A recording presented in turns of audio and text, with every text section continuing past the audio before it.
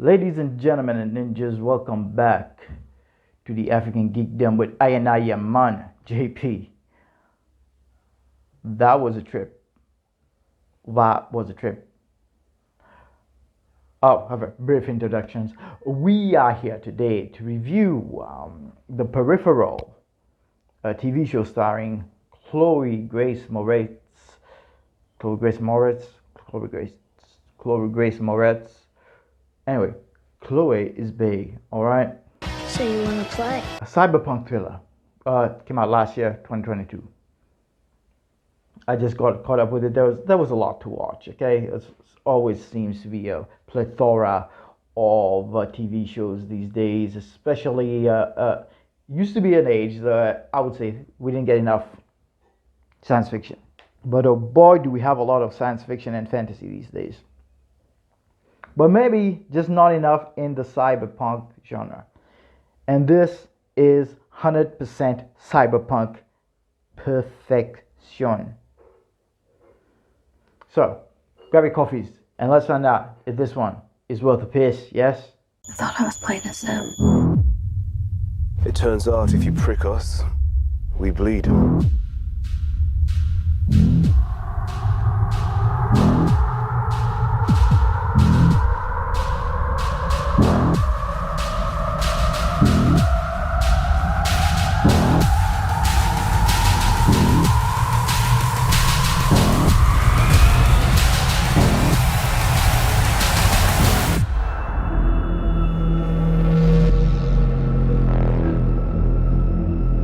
The Peripheral, an 8-episode cyberpunk extravaganza.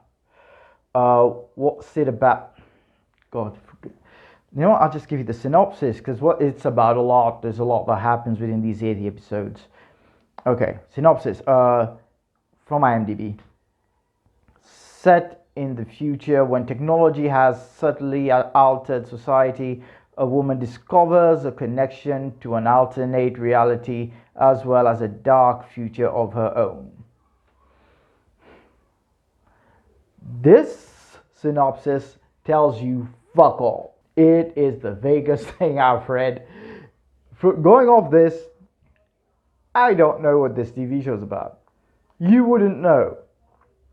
Anyway, it is The Peripheral, based on a book, same title, written by William Gibson, an author I'm not familiar with, but apparently he writes a lot of cyberpunk, sci-fi.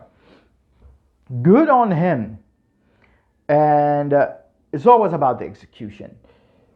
We had Altered Carbon from Netflix that got cancelled after 2 seasons. So sad.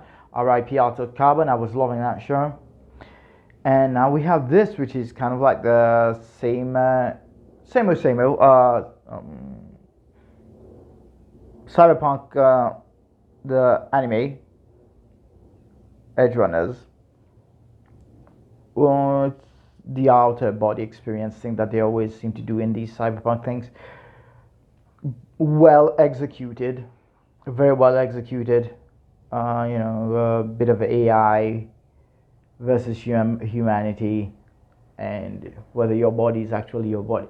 Throw in some time travel in there, and you have this. So let me describe it to you guys as I see it, or as a close description I can get to this show.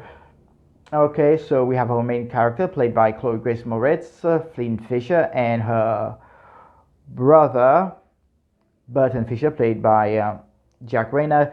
They're gamers essentially. They play Sims with the whole headset thing. And one day they get paid to play a new sim, an experimental sim sent to her brother. But she is the one who has to do it because he gets her to do it because she was playing on his profile, and it's her stats that got them access to this game. And she plugs in and it seems super realistic. It's the most realistic sim video game that she's ever played, and that, as it were, is because it was reality. It wasn't a game.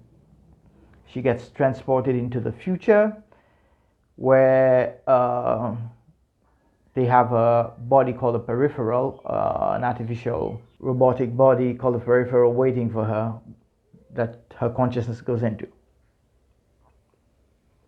And in this future, she's in London. There's been a catastrophe that has wiped out most of the human population, because called the jackpot, I guess, because people in the future think it was funny.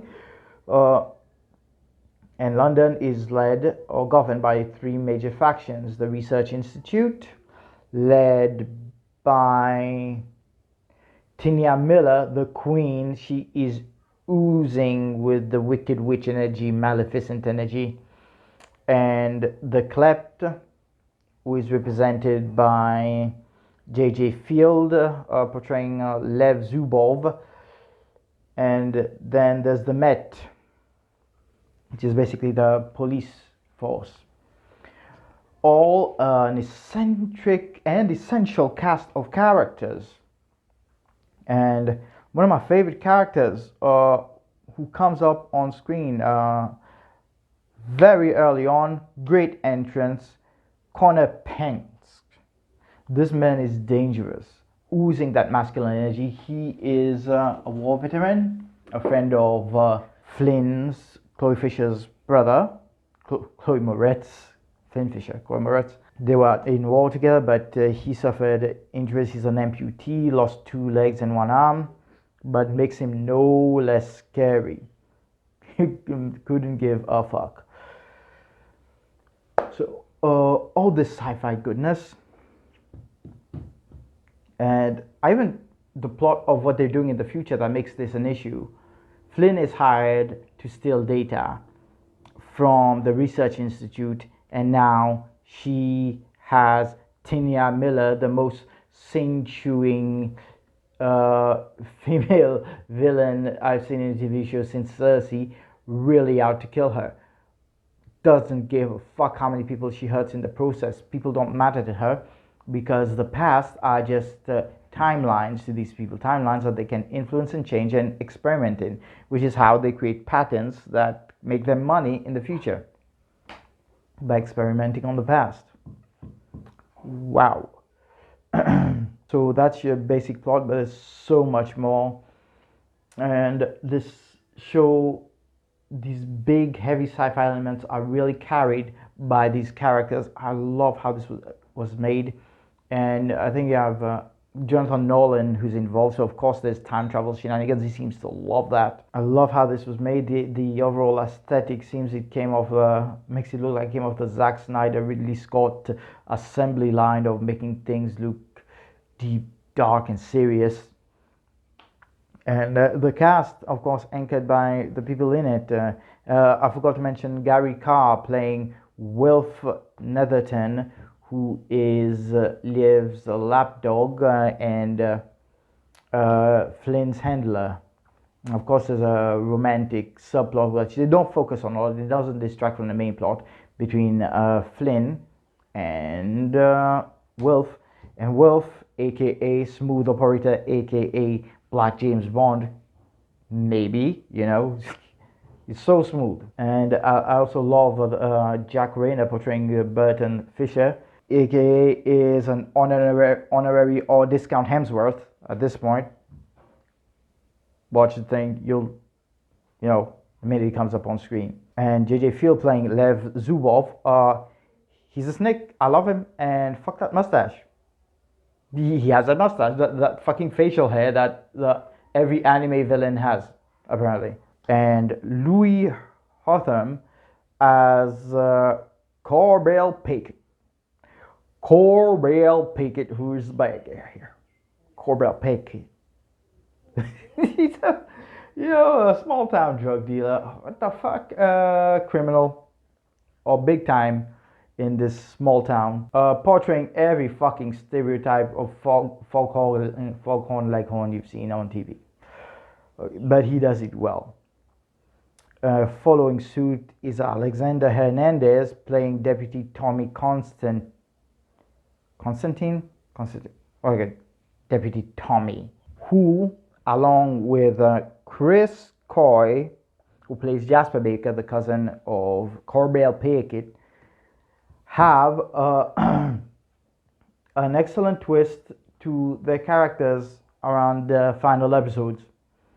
They go completely against the grain. It was well developed. They go completely against the grain and pull some shit that you would not have expected them to pull, because they're both pretty straight-laced, honest, a bit dumbfounded characters. Oh, what the fuck is going on here?